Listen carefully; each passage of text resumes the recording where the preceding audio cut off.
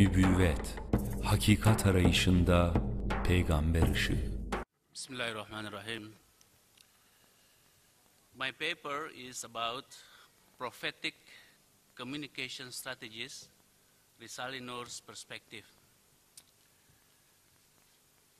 In Islamic communication, 4 strategies are most effective in order to improve the understanding of Islam.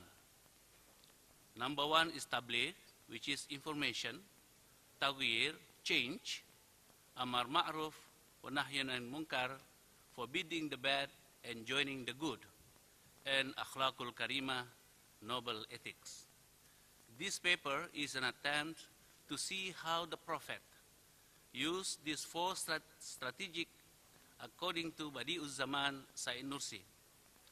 This research shows that Risale-i Nur emphasizes the importance of balaghah, eloquence.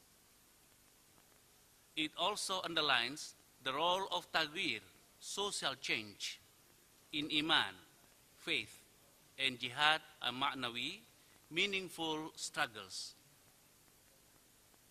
In order for the Muslim to progress, Nursi suggests the Ummah, the Muslim community, to encourage alms giving, to engage exclusive lawful transaction, to stay away from riba, which is usury, as in the words 1925 and the letters 22nd. The final strategy centers on Mujtama al-Madani, which is civil society, centers on akhlaq, ethics or morals, as depicted in the race 11 and the words 19, where the advises to adopt the ethics of the Prophet based on the Quran. In the studies of communication, we recognize that there are several approaches in order to change community by giving them information.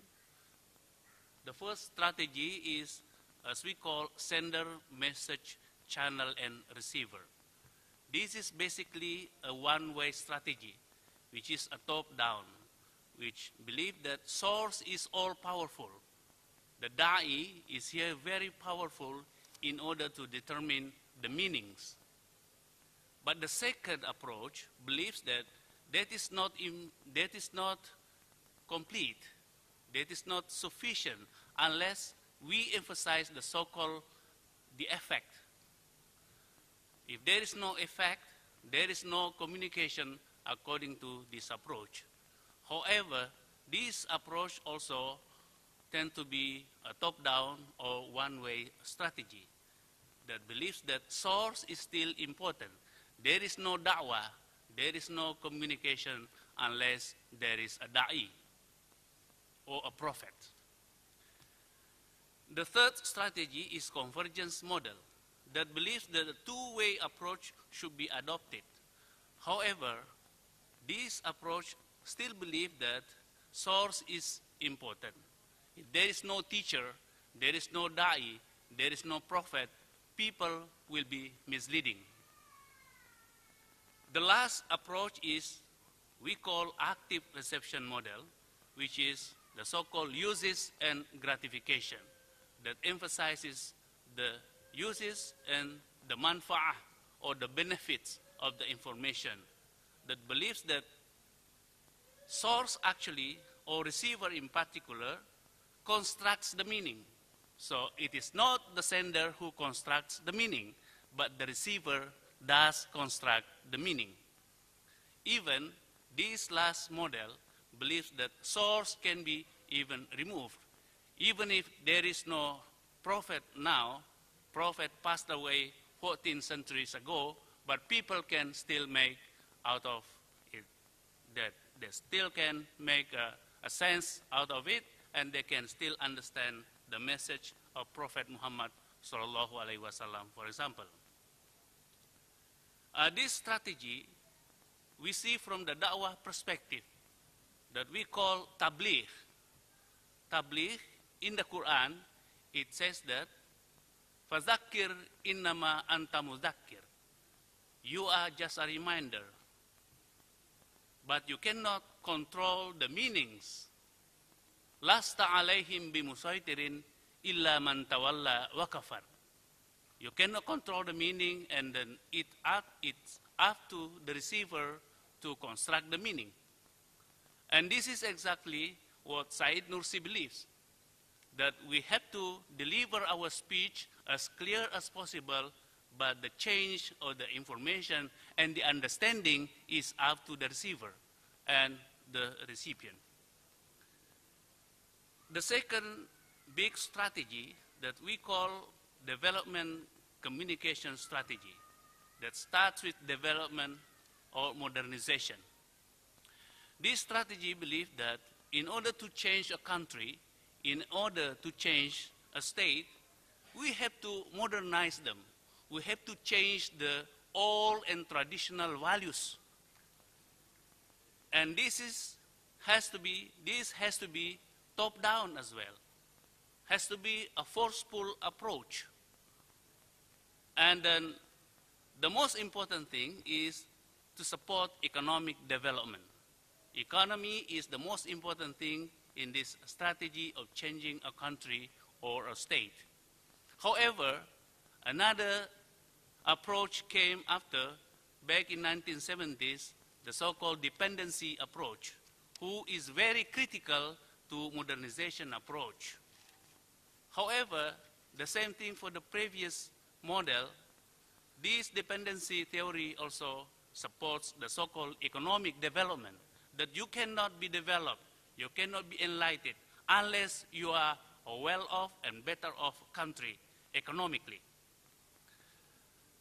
And then came multiplicity approach, who believes that participatory or self-reliance model should be adopted in a country in order to be developed not only in terms of economic development, but all social factors. However, the last model that we call active reception model, which emphasizes the importance of self-reliance, who believes that negotiations amongst equal is the rule of conduct. The quality of life and emancipation of individuals is really the thing that has to be promoted in the country. And what about the strategy in da'wah? Da'wah strategy that tagwir, which is in the Quran. Inna Allah la yughayyiru ma biqawmin hatta yughayyiru ma bi anfusihim. God cannot change the fate, the destiny of a community until that community will change itself. And this is exactly what Said Nursi also believes, that it is very important that the community, the kaum, the ummah, wal takum minkum ummatun yad'una ilal khair wa ya'muruna bil ma'ruf wa yanhauna 'anil munkar. Or in different verse, kuntum khaira ummah ukhrijat linnas ta'muruna bil ma'ruf wa tanhauna 'anil munkar. The last model is development communication theory.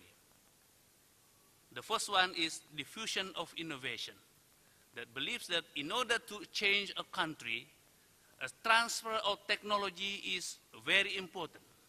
We have to sell the inventions of technology from the West, from the United States, from Europe, from Japan, in order to develop Muslim countries, for example, who are underdeveloped. Because this strategy believes that poor countries are very passive. Anything that you give them, they will adopt, then they will accept.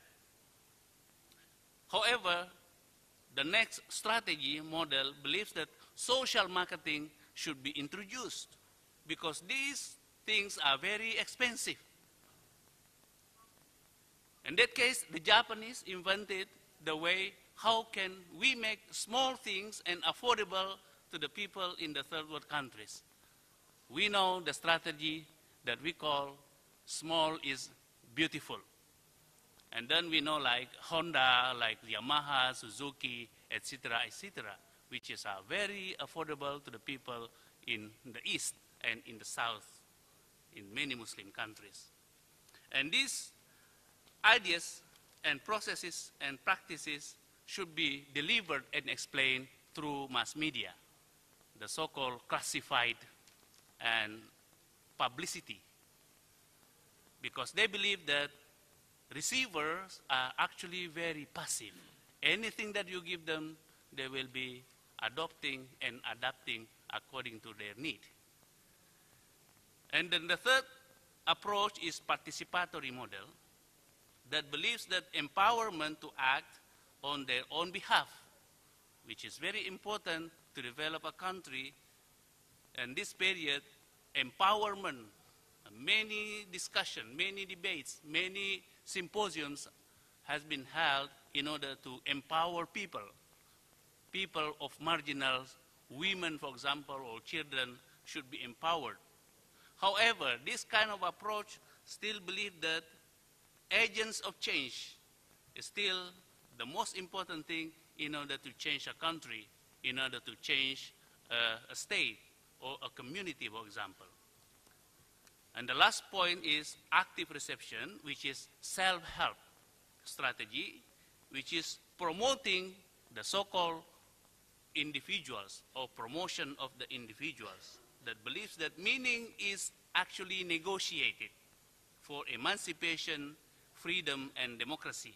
And this is what we call in da'wah, amar ma'ruf, nahi munkar. And the last point is we call akhlaq, or ethical communication, that believes that information should be told, should be informed to anyone. There is no restriction for information. Anyone should have the right to get the information, including the freedom of the press and the freedom of information. Only by then, people will establish the so-called masyarakat madani, or civil society. Nursi believes that in order to do a communication or establish the so-called civil society, we need eloquence and 5 points of the wisdom of the Quran. The wonderful eloquence and purity of the style in the Quran word order, and the wonderful eloquence in its meaning, and the wonderful uniqueness of its style, and the wonderful eloquence in its wording, and the last one is the excellence in its manner of exposition. Conclusion. The da'i, or preachers, is basically to clearly and eloquently inform others about the nature of the benefits of good deeds and forbidding them from engaging in evil actions. Transforming of a community into God unity in society, in Maulana's term or Said Nur system, the Islamic principle of recognizing each other's strengths and contribution, verification and democracy and truth are indeed relevant to secular communication concepts of human relation, which is pluralism, democracy, human rights, good governance, and universal truth. The last one, the emphasis of da'wah on enjoining goods and forbidding the bad deeds is crucial to encourage self-sufficiency, self-help development, development from within, indigenous sustainable development, at the same time to encourage the importance of alms giving for the people to help others, thus cooperatives and jihad ma'nawi struggle should be included in the preaching. Masyarakat Madani can only be put into reality if the improvement of morals and characters of community members or citizens is emphasized based on the Quran as exemplified by the Prophet Muhammad sallallahu alaihi wasallam.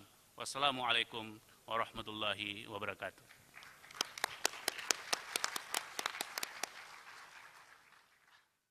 İstanbul İlim ve Kültür Vakfı